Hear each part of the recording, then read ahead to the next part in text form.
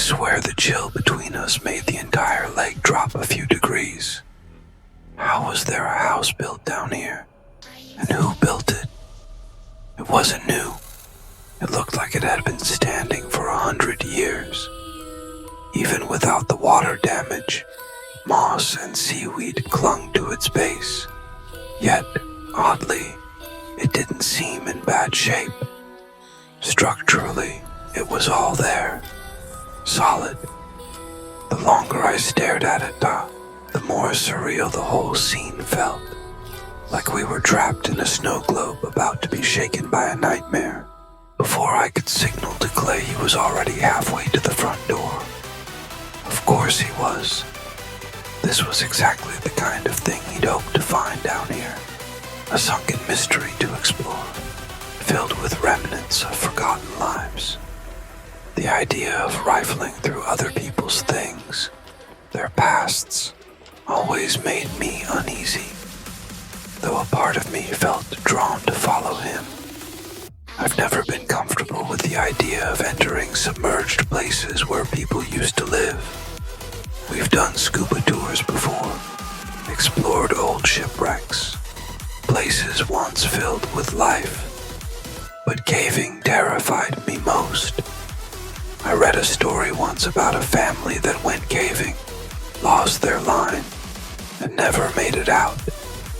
When divers finally retrieved them, it was clear they had fought over the last tank of air.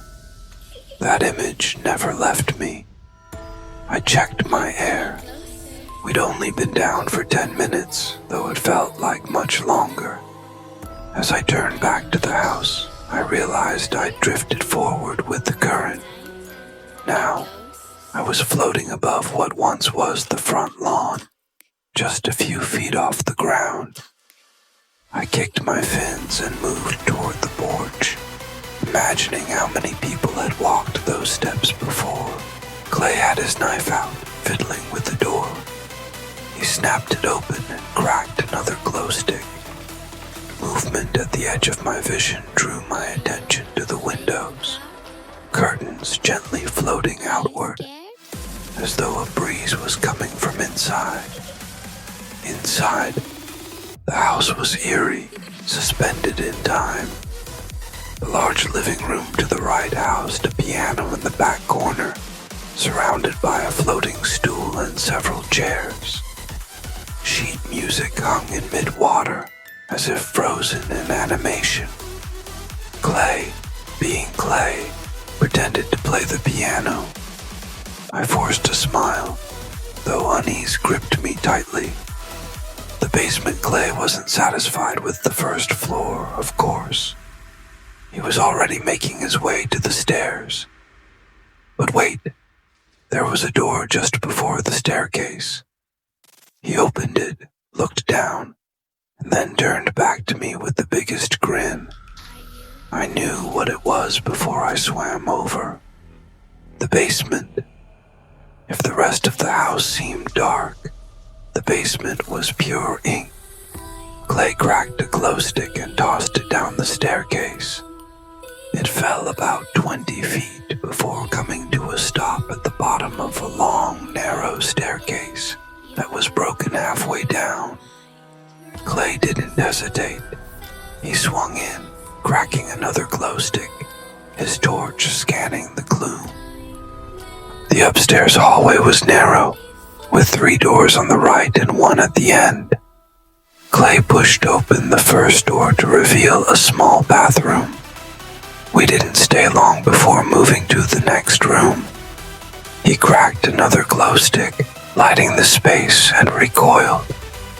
I looked in and saw a face staring back. My heart skipped a beat, but then I realized it was just a painting. Relief washed over me, but it didn't last. The next room was worse. A child's room, a crib floating upside down in the middle, toys scattered around it. I couldn't handle much more of this, but Clay wasn't done. He pushed into the last room, cracking another glow stick as he swam in. The room was heavily damaged, the back wall missing a large chunk. Clay swam to the hole and stopped, staring out. His bubbles paused, and when he turned back to me, he waved me over with an excited smile. When I swam to the hole and looked out, my mind couldn't comprehend what I was seeing. There was another house, and another. More buildings, street signs, and lampposts stretched out into the distance. An entire town was submerged beneath the lake.